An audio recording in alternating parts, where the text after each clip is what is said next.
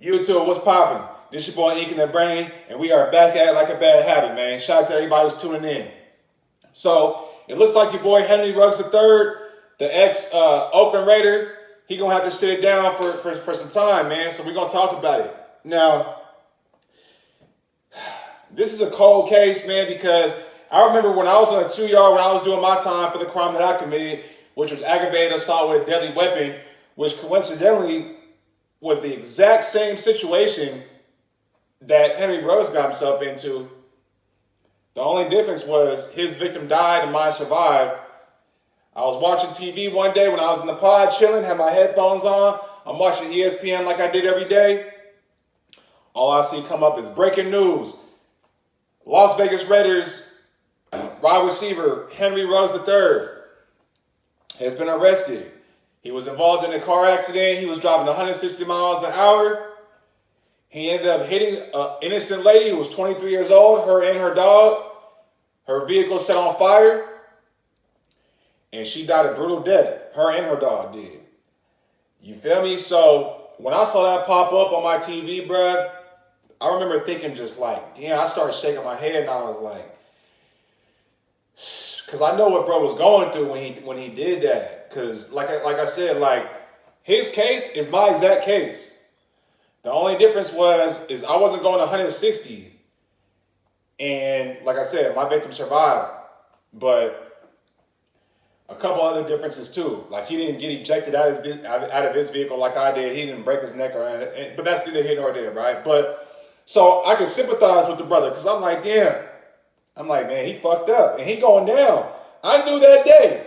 I remember that day so vividly. I was in prison, watched TV, and that shit came up. I was like, yo. And I hopped on the tablet, and I texted my brother on the tablet. I was like, but you heard what happened to Henry Ruggs III? I'm like, so yeah, man. So he was drunk. He was under the influence, right?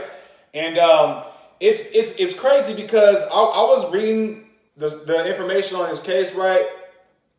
I didn't get his paperwork. I'm actually curious. I need to learn how to do that. I need to learn how to get paperwork and look into stuff like this, right? But, you know, I was looking to the case on just what's public records on the internet, and the parallels is very similar to my case. Like, basically, the police did an illegal search and seizure for his blood, which was the same thing they did to me, right? And it was just very ironic. I'll put it that way, right? I won't elaborate too much on that, but it was very ironic, right? So yeah, man.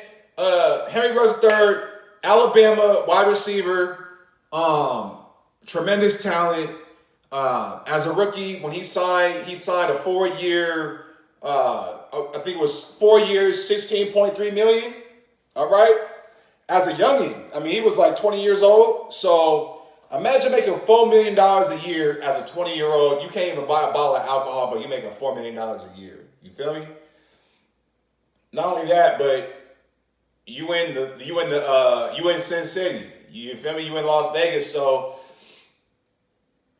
even though you start off as in the town, but like, yeah, man, it's just a squandered opportunity, man. It's a wasted talent, man, and that's one of the themes that I saw in prison was wasted talent. I mean, you got guys. I did time with an NFL receiver. His name was something Smith. Steve Smith. Not the Steve Smith that you football guys might be aware of from the Panthers, but coincidentally enough, he actually did play with the Panthers. But his name was Steve Smith too. But he got 4 years for a fraud charge, or like 4.5 years for a fraud charge. His first case. So, you know, I met NFL guys. So anybody can go to prison, man. You could be an NFL dude. You could be a NBA basketball player or ex-NBA player. Anybody could go to the joint. The joint don't have no picks. If you commit a crime and you're convicted of doing a lot of time, you're going to go sit it down. It just is what it is, man. So, yeah.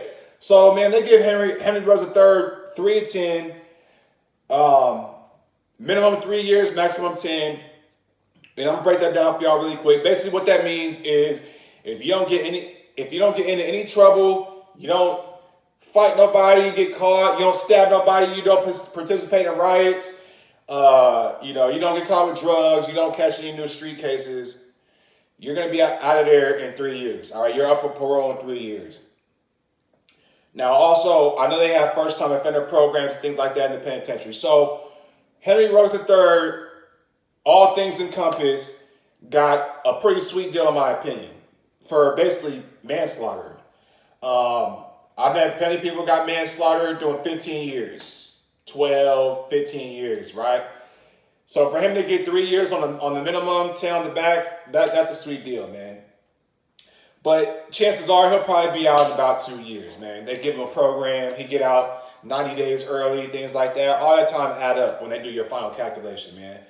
But yeah, man, I just want to touch on this case, man, because like I said, when I was in the joint, I seen it happen. I remember when it popped up on the ESPN program, man, and I was just like, damn, I was just like, this is fucked up. You feel me? And that was the thing that, and I'm gonna leave y'all with this, man. It's one thing to do time for the crimes that you commit, right? Because if you hold yourself accountable as a man, you're going to take what come with it. I don't care if you kill somebody, you got to go do life. It is what it is. You got to ingest that in your mindset, man, this is where I messed up at. Well, okay, I got 25 years. All right, well, let me go do this 25. Like, that's how my mindset was. Like, when I had to do my 2, I was lucky to get my 2. But the thing for Henry Ruggs III, he going to be able to walk this 3 years down easily. But then he has to live with the fact that he killed somebody, an innocent person, because of his own negligence. And that's a heavy heart to carry. I don't know about y'all, but I ain't no killer. You know what I mean? The only time I would kill somebody on purpose is defending myself or my family. You know what I mean? Or one of my loved ones. Knowing that I killed somebody because of my own negligence would really, really, really get to me. Mentally, spiritually, probably even physically. Because just in my own opinion, I think that's the ultimate sin, is murdering somebody. But it was an accident. So he didn't kill her out of malice, but he killed her out of negligence. You feel me? And that's a heavy heart to carry, man, for the rest of your life, man. But hey, this is your boy Ink in the Brain. If you like the video, hit the like button. Subscribe to the channel if you haven't already. I'm going to catch y'all next one, man. Y'all be smooth and be solid.